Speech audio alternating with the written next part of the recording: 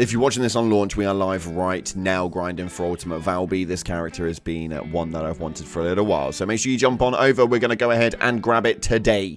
So let's get grinding, guys. Let's get grinding. I'll see you over there. Link in the description and in the comment section. Okay, guys, we're back inside of the first Descendant, and there's loads of stuff that's coming out as a Q&A has happened with the character design team, which is absolutely huge. Greg's Reversed Fate has had a recent update that's now procking ridiculous levels of amounts, and yeah, the Thunder Cage has now got a competition in front of it. And we have got some other conversations happening with regards to the season challenges and stuff. It's going to be a good fun. Let's jump on into it. If you haven't already, smash that beautiful blue thumbs up and subscribe, post notifications turned on, and get involved with our giveaway. 1060 caliber for you guys. And all you got to do is head down into the comment section and put a peach emoji in the comments. You all know why. This update's been crazy. Peach emoji in the comments and it'll enter you in. We'll announce the winner via the giveaway announcement sector of the Discord in the description. Now, just as I was making this, they posted up another tweet for the next hotfix, which is going to alter some of the changes made just recently. And it goes on to state right here that Descendants will be preparing for hotfix 1.0.6 tomorrow, August 2nd. We will fix the bugs, including the missing battle pass supply coin and the reduced monster spawns in the fortress outskirts missions. Thank you for your patience.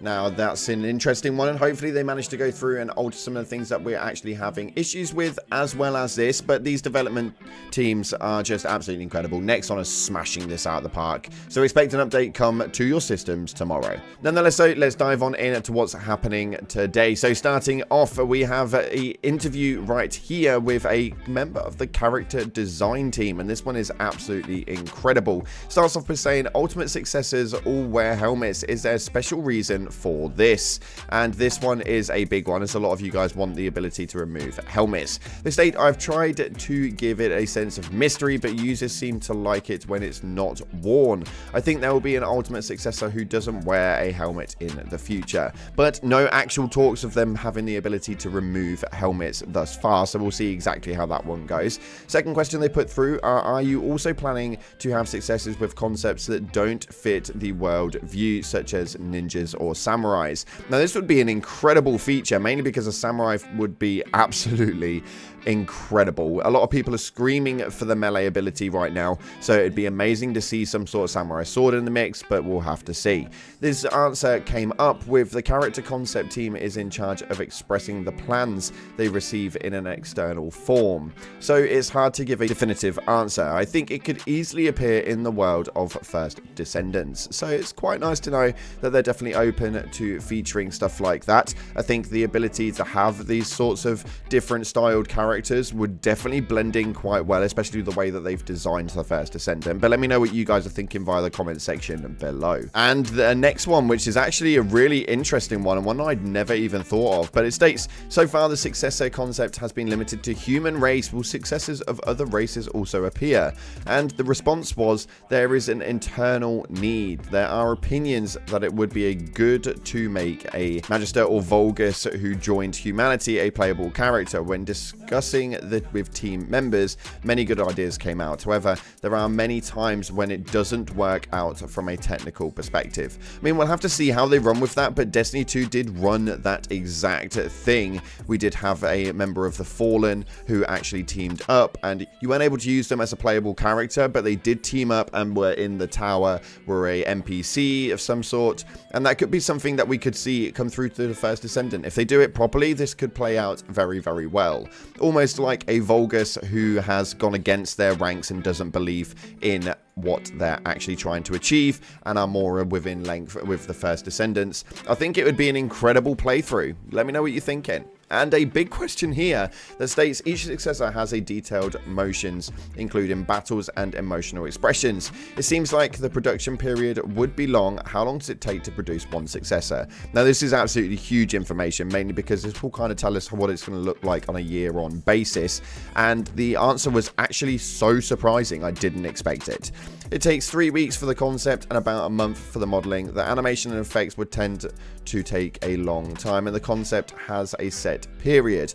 Other parts may change during production, such as skills changing, so the plan may change. It may be shorter or longer than expected, period. In particular, characters like Jaber required turrets to be implemented, so the period required varies depending on the specifications, but you may be looking at anything from 3 to maybe 4 months per individual character, and with the amount of time they've already had, it's kind of interesting to see how they could run this. There's a lot of characters we have as NPCs already that you guys can see at Albion, which could be utilized, and a lot of us want them to be utilized, so we'll see exactly how that one operates. But there's another question right here that says, please also introduce the new Void Interception boss, Gluttony. They go on to state that Gluttony is a giant that uses ice-based attacks, since users wanted new form while the original plan was a devourer. We tried to approach it differently in terms of shape.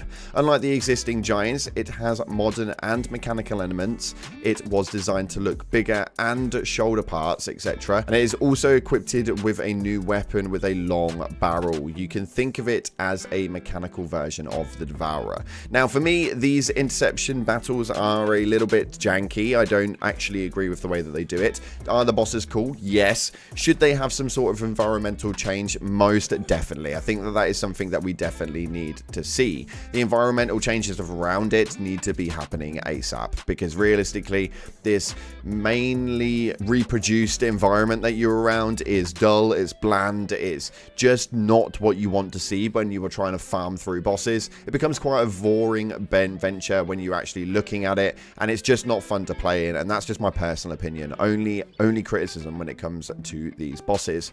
And states right here, lastly, please say a word to the users. They go on to state, thank you for your interest and love for the characters. There are many skins that the team is working on, so please look forward to them. The second designer manages to state, here we have prepared for a lot of different skins. We worked hard on them, so please show a lot of interest, which is a bit of a skeptical one because they cost a lot of money. And finally, they go to state that it's fun and inspiring to see users enjoying various customizations. We're working on not only the appearance of the successor, but also the background story and personality, so I hope you find the feel and the narrative. We will continue to work hard to make First Descendants more appealing to users. Thank you. And I do actually solidly believe them. The main reason why I believe them is because actually this is one development team which are really listening to the community at large, and they seem to be going through a lot of changes that we actually have been asking for, so it'll be interesting to see what they can actually do next with it. This patch update has been incredible, and one thing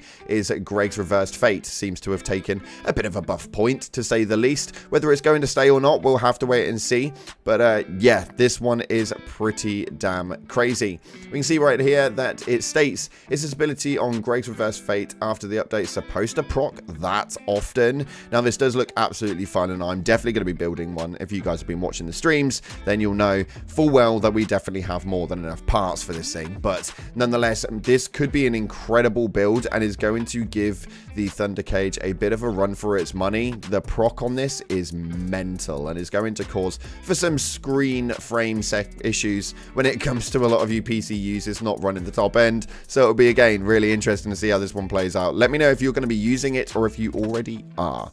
One thing, though, that is a little bit on edge, and I'm not too sure how I feel about, is this right here. It states, I am still of the opinion that killing 200,000 enemies is way too high for a season challenge. I also felt that 2,000 beam weapon kills was a bit much for a weekly. Sure, we have extra time to finish this one, but what if it was the last week's challenge? P.S. I play way too much, and I will more than likely make the challenge.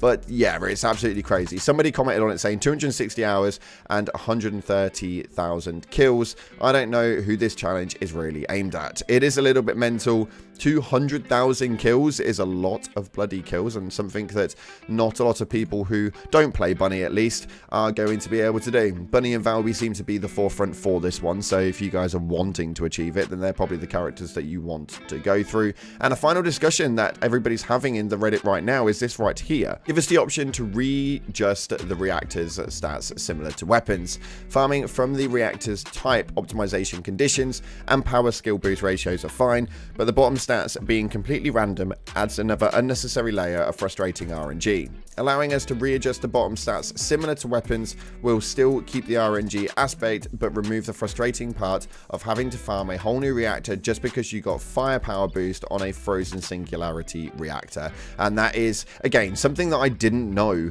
was a thing. I didn't realize that you weren't able to. Obviously, I've genuinely not taken much movement into it, but it is quite surprising to find out that we couldn't do that with reactors on top of it. These build mechanics work so in depth with loads of different optimization conditions, skill power boost ratios, and then when you've got the abilities on the bottom, it'd be nice to be able to change the abilities on the bottom and have that effect be run over, mainly because the farm is already brutal inside of this game. Unfortunately, that's all we've got time for today, though. Let me know what you guys are thinking and whether you guys are enjoying the game as of the recent update. Thank you so much again for watching. Appreciate you all. Like, subscribe, and I'll see you in the clouds.